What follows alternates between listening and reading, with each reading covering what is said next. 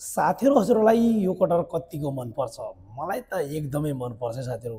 यो कटहरलाई च्याट्ट काटेर तरकारी पकाएर खायो भने त कति मजा आउँछ कि साथीहरू, हो कि ल भन्नुहोस् त? कसले कटहरको तरकारी खानुभएको छ कमेन्ट गर्नुहोला साथीहरू। मलाई भने कटहरको तरकारी एकदमै मनपर्छ। चट्ट कटहरलाई चाहिँ च्याक्क टिपेर लिएर आयो अनि हातमा चाहिँ तेल लगाएर स्याट्ट स्याट्ट बाहिरको बोक्राहरू फ्याँकेर च्याट्टैलाई उसिनेर मसला लगाएर खाँदा कस्तो गजब अनि कस्तो टेस्टी हुन्छ कि साथीहरू।